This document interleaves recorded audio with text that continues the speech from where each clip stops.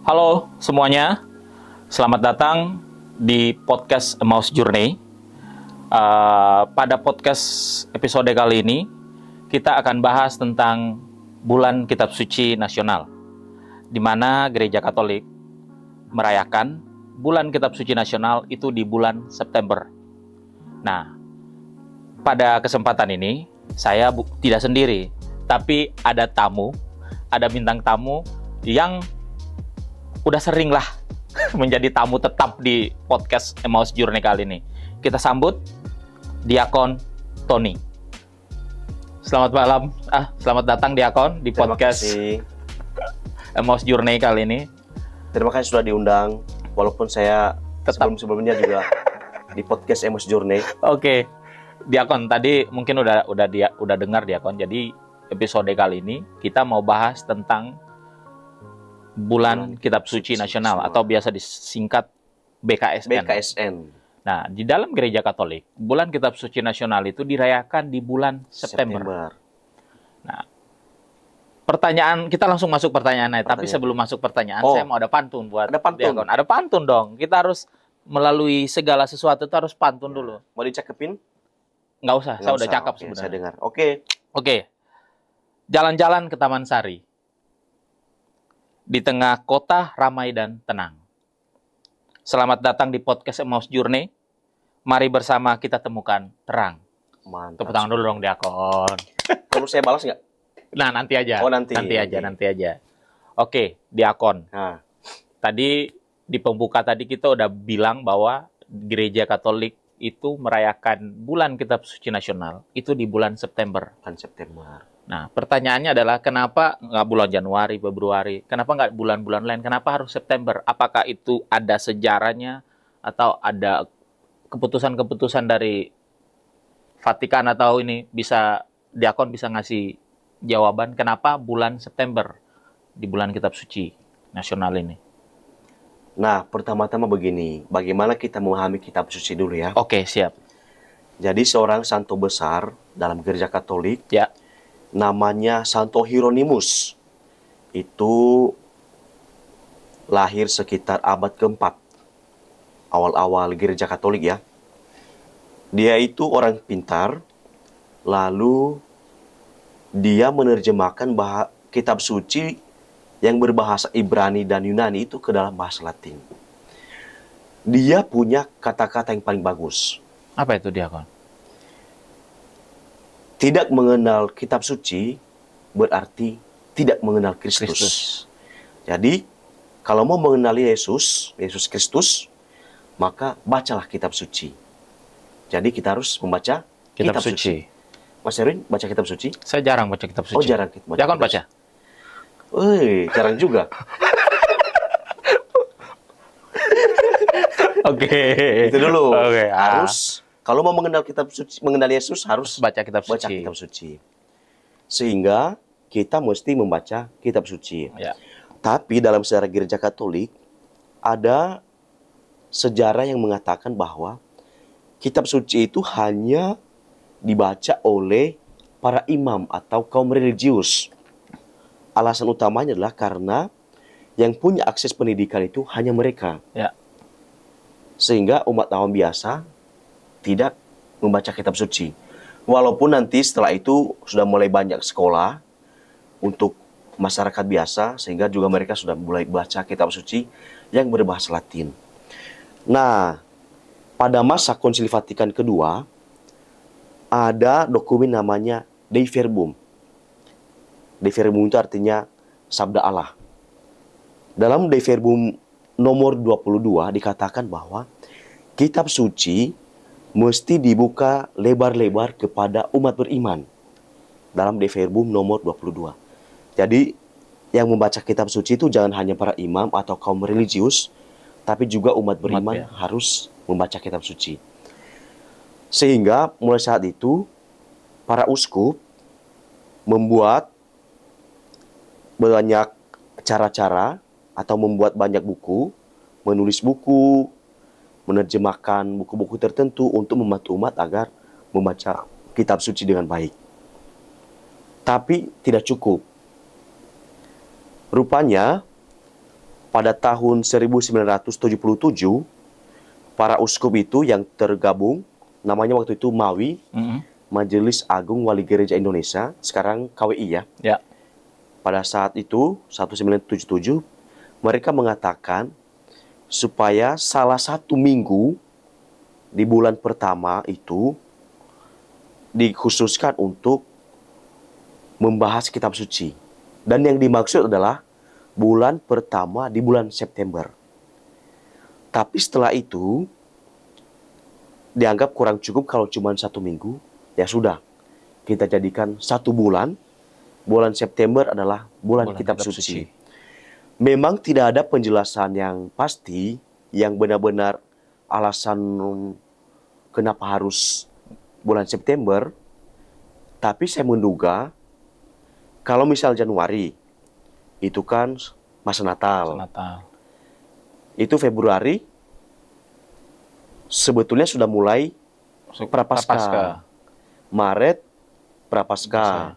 April udah Paskah. April sudah Paskah, Mei, Paskah. Mei Rosario. Oh, Mei Rosario. Juni, tidak ada. Tidak ada. April. Juni kok langsung April, Juni, Juli dulu. Juni, Juli. Ya, Juli. Tidak ada. Tidak ada. Agustus. Kemerdekaan. Ya. Indonesia. Ya. September. Ada. Bulan kitab suci nasional. Saya menduga begini ya. Mungkin mengambil 1 bulan yang tidak ada perayaan khusus gereja Katolik. Jadi kita mengambil khusus bulan kitab suci nasional, yaitu di bulan September. Tapi saya belum menemukan apa alasan yang pasti. Tapi kemungkinan supaya tidak ada perayaan khusus di situ, lalu kita ambil bulan September adalah bulan kitab suci nasional.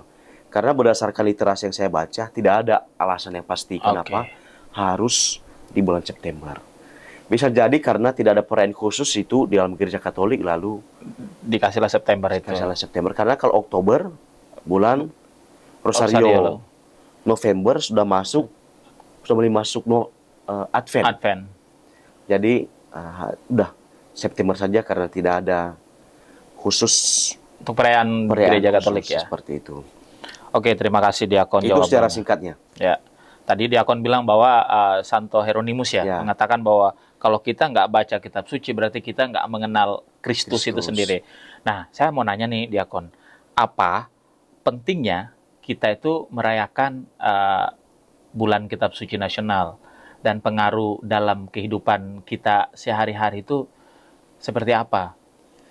Kita merayakan bulan kitab suci nasional itu pertama-tama supaya kitab suci itu lebih dekat dengan umat. Jadi kalau sudah dekat, berarti mereka mengenal Kristus. Pentingnya itu dalam kehidupan sehari-hari, bagaimana kita menghidupinya ya. Saya punya pengalaman nih, pernah bertemu dengan umat. Ini true story ya, kisah nyata.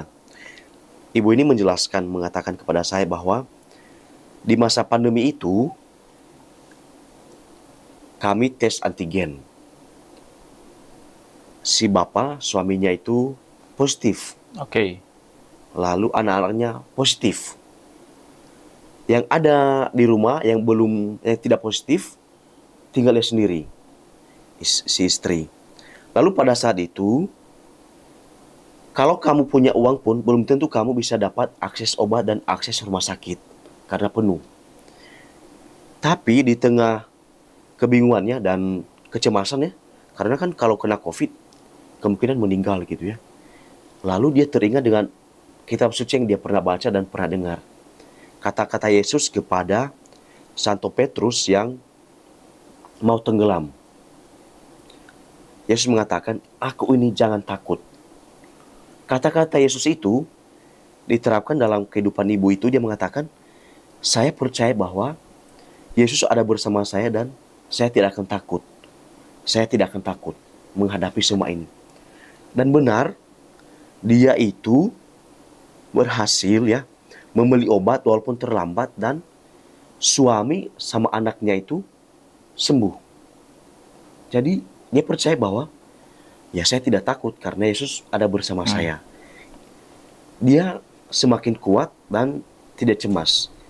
Harusnya kitab suci itu berperan aktif dalam kehidupan sehari-hari. Jadi kalau di situ dia mengatakan, Yesus juga mengatakan bahwa ya saya tidak menghilangkan perkara dalam hidupmu, tidak menghilangkan masalah, tapi saya ikut membantumu menyelesaikan masalah. Itu peran Yesus dalam hidup kita dan peran kitab suci kalau kita membacanya. Oke. Kita punya pegangan seperti itu. Terima kasih Diakon. Jadi Yesus bilang bahwa jangan takut Jangan karena takut. aku ada di sini. Aku ada di sini. Betul. Oke Diakon, kita kalau membaca kitab suci itu dalam kehidupan kita sehari-hari itu pasti punya tantangan-tantangan tersendiri, tantangan dalam hidup kita. Nah, apa tantangan supaya kita itu bisa memahami arti dari bulan kitab suci itu sendiri, tantangan-tantangannya dalam kehidupan kita sehari-hari. Terutama tantangan kenapa tidak membaca kitab suci Yes, gitu ya. betul. Kenapa masih banyak orang yang tidak membaca kitab, suci. Saya kasih contoh begini. Ada kentang, ada potatos. Yes. Kalau saya kasih kamu kentang, terima nggak? Enggak, Nggak. Kalau saya kasih potatos, langsung makan. langsung makan kan? Yes, betul. Bisa jadi kitab suci itu tidak dibaca karena mungkin tidak dipahami oleh orang-orang atau bahasanya.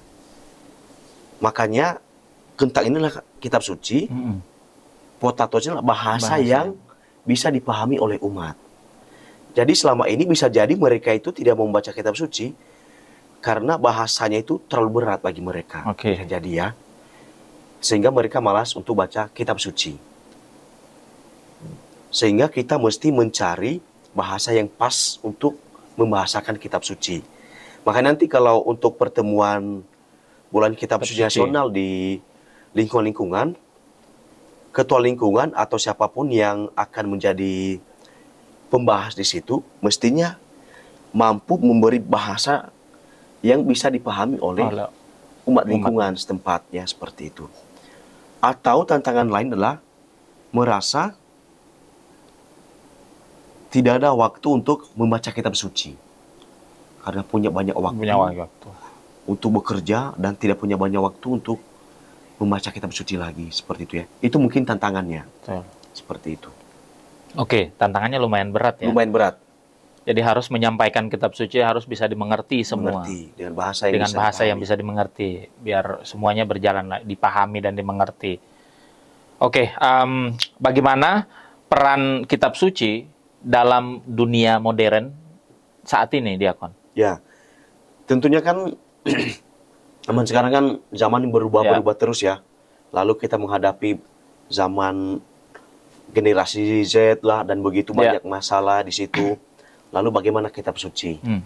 Saya selalu berpegangan bahwa kalau kita mencari bahasa yang dipahami oleh orang-orang muda, kita tentunya bisa memberikan peran kitab suci kepada mereka. Saya kasih contoh. Teman-teman pernah menggunakan Google Maps? Pernah. Nah, Google Maps untuk apa sih tujuannya? Biar sampai tujuan gak nyasar. Biar sampai tujuan tempat yang kita tuju. Teman-teman, kalau mau masuk surga, tahu nggak Google Maps apa? Baca kitab suci. Kitab suci. Harus membaca kitab suci. Dari situ kita menggunakan bahasa lain dan cara-cara lain supaya mereka semakin tertarik dengan kitab suci. Jadi kalau fasilitator harus mencari sesuatu hal yang menarik.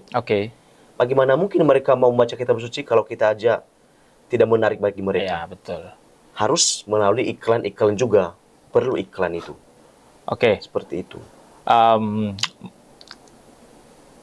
Bagaimana kita tahu bahwa dunia modern saat ini generasi Gen Z ya, itu malas sekarang untuk baca kitab suci. Nah, bagaimana cara yang efektif supaya generasi-generasi kita itu lebih aktif untuk membaca kitab suci? Kita bisa mengajarkan nilai-nilai membaca kitab suci kepada mereka. Sebetulnya kalau dalam setahun itu kan 365 hari.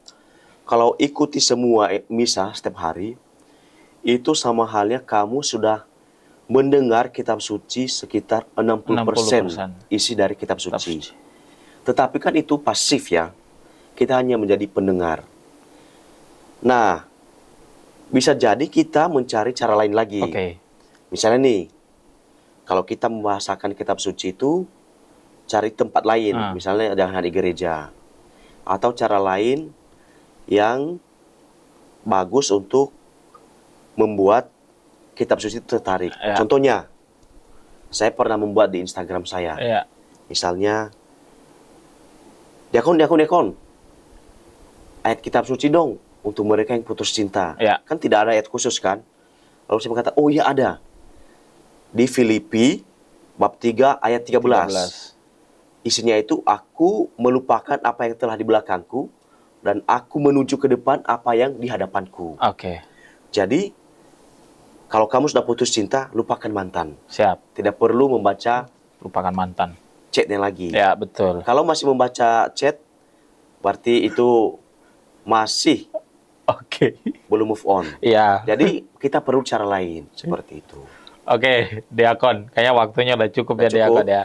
Para penonton atau pendengar podcast dari Emmaus Journey, apa yang disampaikan oleh Diakon, bahwa tadi disampaikan bahwa Santo Hieronymus bilang bahwa kalau nggak baca kitab suci berarti nggak mengenal Kristus Yesus, ya. atau Yesus. Kristus. Nah, semoga podcast malam ini membawa pesan yang baik untuk para pendengar di rumah, dan apa yang disampaikan Diakon bisa menjadi pesan yang positif lah. Jadi ibaratnya membaca kitab suci itu seperti Google Map mengantar kita sampai tujuan dan nggak nyasar. Tujuannya itu adalah surga. Ya. Diakon, sebelum kita tutup podcast kita pada hari ini, saya minta Diakon tadi untuk, tadi saya udah buat pantun pembuka tadi.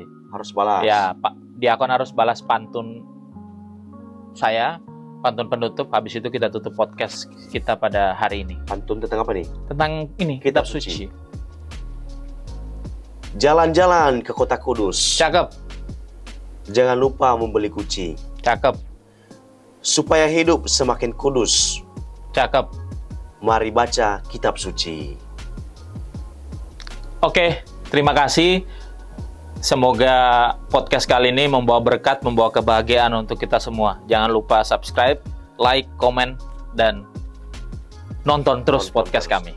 Terima kasih. Tuhan memberkati. Dadah.